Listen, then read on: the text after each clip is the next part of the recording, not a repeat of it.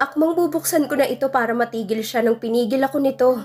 Wait girl, ibibidyo ko muna baka kasi magtanong si Sir Dave kung inabot ko ba at least may ebidensya ako. Sabi nito nang nakatawa. Itong si Gina kung ano-anong kalokohan ang naiisip pero hinayaan ko na lang din. Yun ang trip niya eh. Doon siya masaya. Bakit ko naman ito kokontrahin, di ba? Inilabas ko ang isang maliit na kahon sa paper bag. May tatak itong Van Cleef & Arpels. Oh, sa V ulit nag-uumpisa. Wow, astig ah. Lahat ata ng sosyaling regalo ko ngayong debut ko naka-paper bag lahat. Tsaka sabi nagsisimula ang mga tatak. Bahagya pa akong napatawa sa kababawan ko. Pati ba naman mga tatak pinapansin ko pa? Ni hindi ko naman alam kung ano ang mga ito. Siguro sa Divisoria din ito nabili ni Sir Dave. Pinakiusapan si Gina. Pero in fairness, ang ganda lahat ng bigay nila. At mukhang yayamanin. Sabay na lumaki ang mga mata namin ni Gina. Nang mabuksan kong parehabang kahon. Isang kwintas ang laman nito na may pendant ng hugis dahon ng clover. Wow, Gina! Sobrang ganda! Namamangha kong sabi dito. As in, Jane, sobrang ganda nitong bigay ni Sir Dave. Sinabi mo pa, girl. Sabi ko na nga ba eh, bongga talaga yun si Sir Dave magbigay ng regalo. Palatak pa nito. Tignan ko nga kung anong ibibigay niyang regalo sa birthday ko. Biro pa nito sa akin. Ay hala, naka-record pala to. Suot natin sa'yo, girl. Halika. Inikot niya ako para maisuot ang kwintas sa akin. Pinahawak niyang video sa akin habang sinusuot niya sa akin ang kwintas. Huwag na wag mo tong tatanggalin sa leeg mo ha. Tandaan mo, regalo yan ni Sir Dave sa'yo. Ikaw pa lang ang binigyan niya ng ganito kagandang regalo sa ating lahat kaya ingatan mo to. Napansin kong bigla itong naging seryoso. I love you, girl. Para nakitang kapatid. Tandaan mo yan.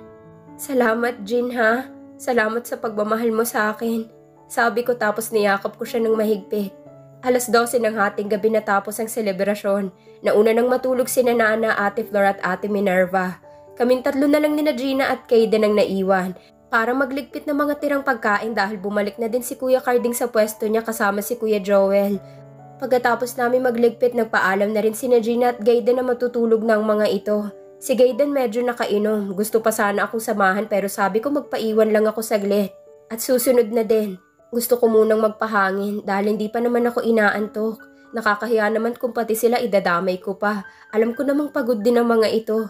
Si Gina medyo naparami din ang nainom na alak. Pansin ko nga medyo nagpapapansin na ito kay Kayden. If you love me like you tell me, please be careful with my heart. You can take it, just don't break it. Or my world will fall apart. You are my first romance, and I'm willing to take a chance that till life is true, I still be loving you.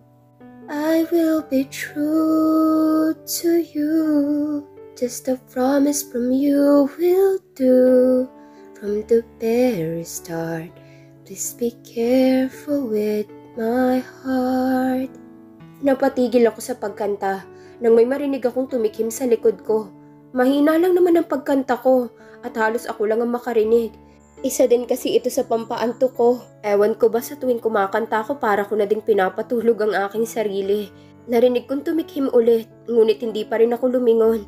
Alam kong si Kayden lang ito. Siguro hindi nito matiis na iwan ako ditong mag-isa. Sa halip ipinagpatuloy ko ang pagkanta. Sinadya ko pang lakasan konti ang boses ko. I love you and you know I do. There'll be no one else for me. Promise I'll be always true for the world and all to see. Love has heard some lies softly spoken, and I have had my heart badly broken. I've been burned and I've been hurt before. What do you mean hurt before? Ang OA mo, Kayden. Lyrics ng kanta kaya yun. Gusto kong isagot sa kanya. Pero, hala, bakit parang nag-ibang boses ni Kayden? Aren't you gonna answer me? Tanong nito sa medyo naiiritang boses. Oh my gosh, tama bang narinig ko? Tanong ko sa aking sarili. Ganito ba kapag nakainom? Pinilit kasi ako ni Gina na uminom kanina. Naparami ata ang inom ko at pati boses ni Sir Dave naririnig ko na. Dahan-dahan akong tumayo at pumihit paharap sa taong kumakausap sa akin. At gano'n na lang ang pagkagulat ko nang makita kong miserableng mukha ni Sir Dave. Bigla akong nahimasmasan. Gulong-gulong buhok niya at hindi din nakaayos ang suot nitong dark blue na polo. Nakatanggal pa ang 3 botones nito at nakarolyo hanggang sikong sleeves nito. Mukhang may problema ata si Sir. Mukhang kagagaling lang nitong umiyak. Umiiyak din palang isang Dave Andre Villarama. Sir Dave? Yes? Tipid nitong sagot. Akala ko ba nasa Davao ito? Hala kung alam ko lang na uuwi ito ngayon edi sana pumasok na ako. Baka unang araw ng pagiging 18 ko mapapagalitan niya na naman ako. Why are you here this late? Seryosong tanong nito sa akin. Ay iba din. Hindi man lang ako binati. Hello sir, birthday ko po tsaka kakatapos lang namin mag-celebrate. Gusto ko sanang isagot sa kanya. Kaso mukhang wala ito sa mood. Baka mabugahan pa ako nito ng apoy. Anong klaseng buga? At anong klaseng apoy? Biglang pumasok sa utak ko. Hala, naimpluwensyahan na ata ako ni Gina. Kung ano-ano na din ang pumapasok sa utak ko. Nagpapahangin lang po ako sir. Matutulog na din po ako. Sige po, mauna na ako sa inyo. Good night po Sir Dave. Sagot ko sa kanya, tsaka nagmamadali akong tumayo para makaalis sa harap niya. Lalagpasan ko na sana ito, ngunit nahawakan nito ang aking braso. Bigla kong naramdaman na parang may kuryenteng dumaloy sa katawan ko nung dumampi ang palad niya sa balat ko at biglang kumabog ang aking dibdib. Ayan na naman, kinakabahan na naman ako. Lord please, huwag niyo po muna akong kunin, kakadibo ko pa lang po. Nagsalubong ang mga mata namin, ngunit agad din akong umiwas ng tingin. Hindi ko talaga kayang makipagtitigan sa kanya. Nakita ko pang umalo ng lalamunan niya nang napasulyap ito sa aking leeg. Medyo asiwa ako dahil suot ko pang damit na regalo ni Gina sa akin. Off-shoulder kasi ang style nito. Please, stay. Saad nito na tila nakikiusap.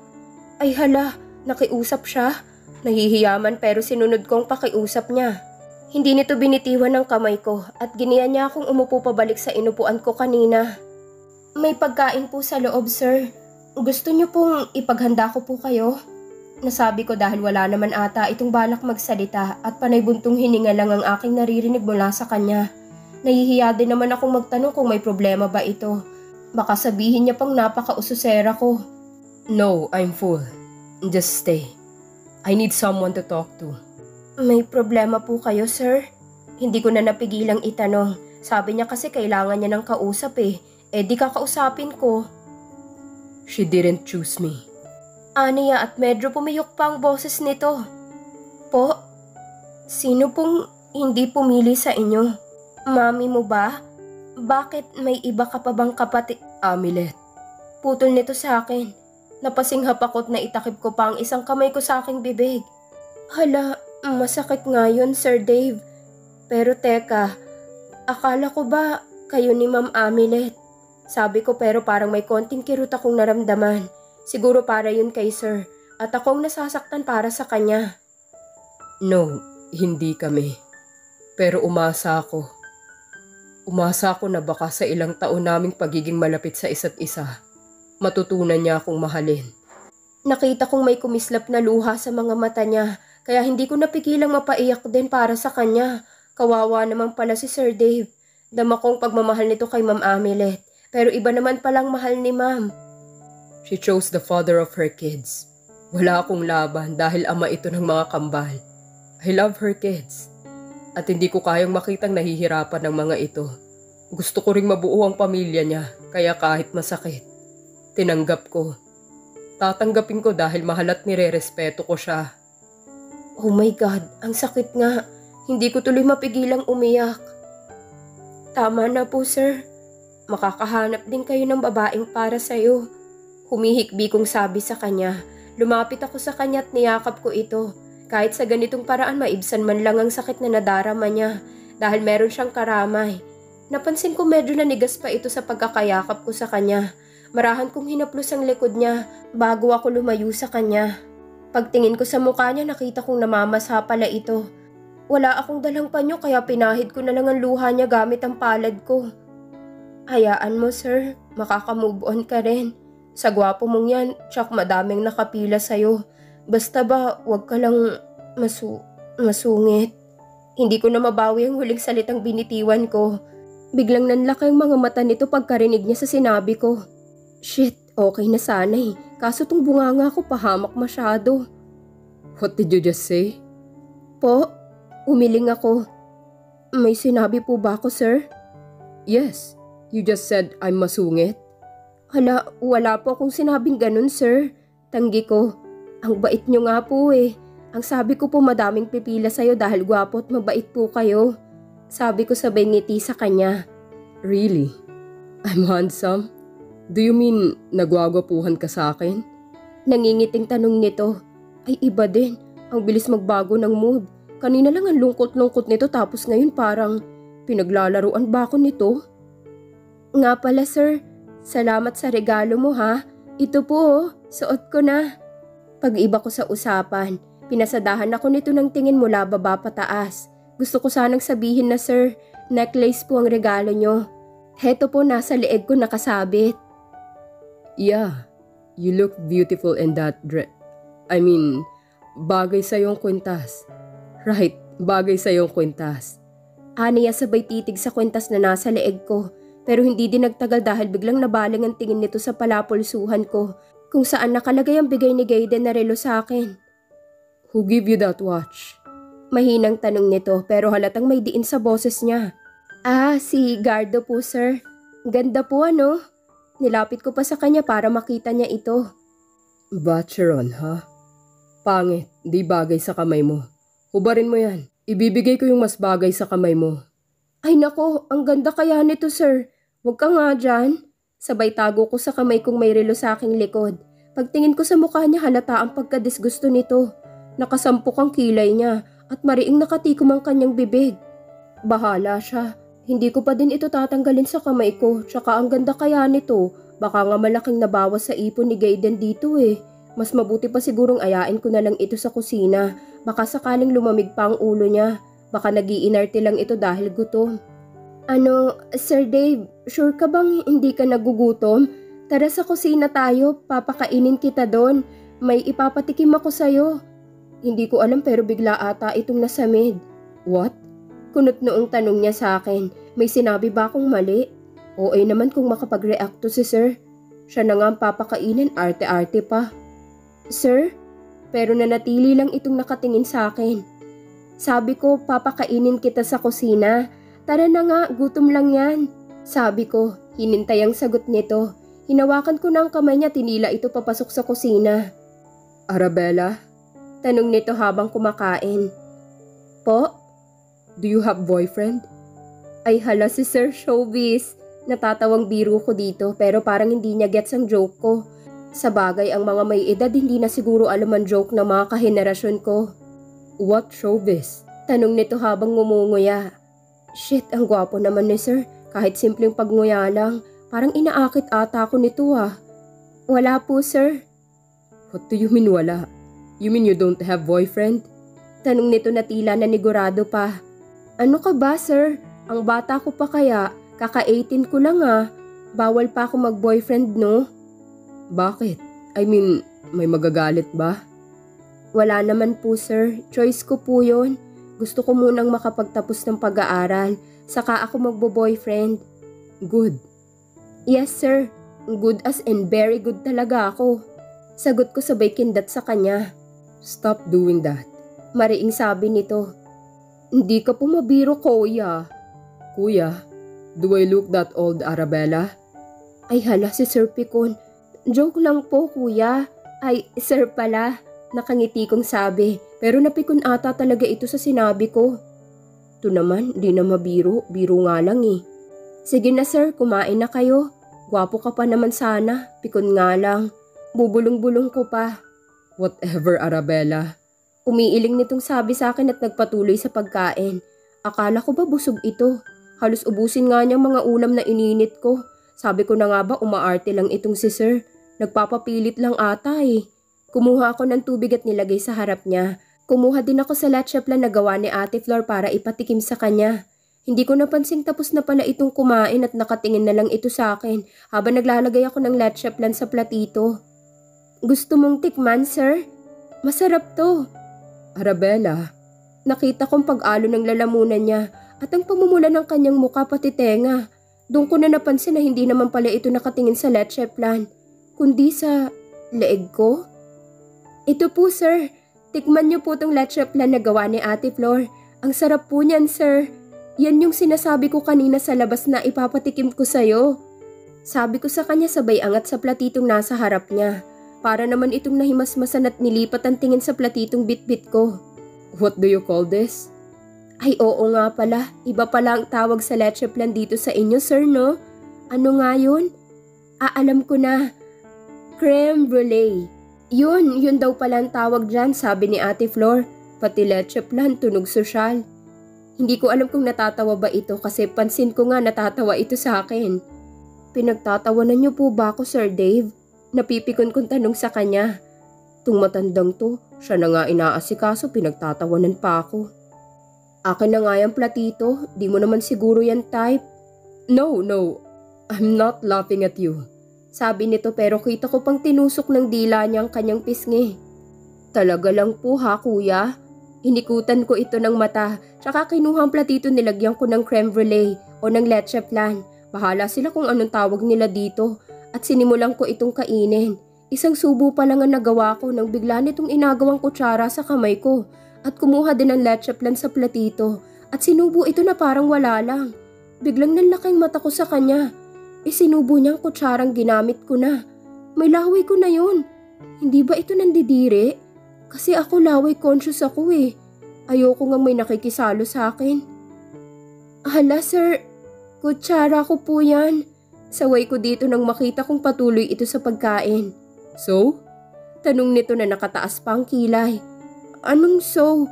May laway ko na po yan. Ano naman ngayon kung may laway mo? May sakit ka bang nakakahawa? Wala naman po, kaso... Kaso what? Tumigil pa ito sa pagsubo at naiwan sa ere ang kutsara. Sinubukan ko itong abutin pero inilayo niya sa akin. Akin na nga yan sir. Papalitan ko ng hindi pa nagamit. No use, Arabella. I already used it. Sinubo nito ulit saka sumandok. Here. Sabay angat sa kutsara sa harapan ko. Tikman mo. Tama ka, masarap nga itong sinasabi mong leche flan. Nangingiti na naman itong sabi sa akin. Na ayaw ko sir. May laway niyo na po yung kutsara no?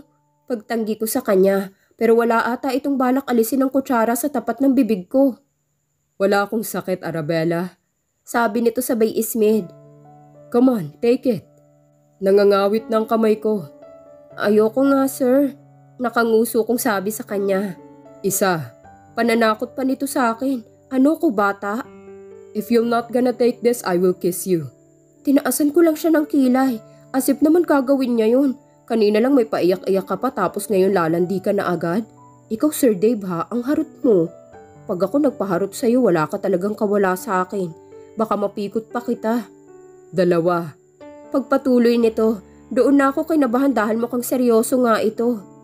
You're really not scared, ha? Last warning, Arabella. I'm not joking. Sir naman eh. Sige na, bilis isubo mo na. Pagmamaktol ko pa, agad naman itong isinubo sa akin ang kutsarang may leche flan. Nakita ko pang natatawa ito sa akin habang ginagawa yun. Pinisil niya pang pisngi ko na para akong bata. You're so cute. Sabi pa niya, kaya hindi ko maiwasang mamula. Oh, may nangyari ba sa'yo?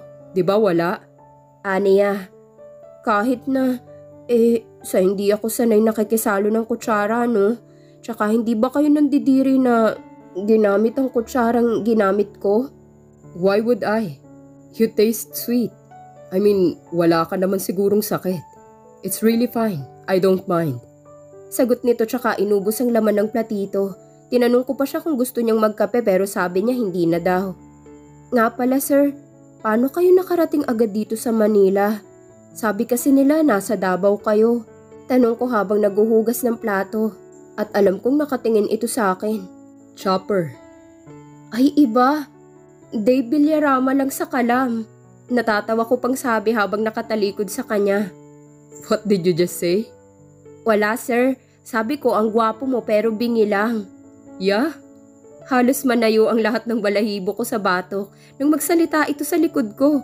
Pakiramdam ko sobrang lapit niya sa akin dahil halos maramdaman ko ng hininga niya. Sir? Pwede umurong po kayo konti? Paanong urong, Arabella? Paharap o paatras?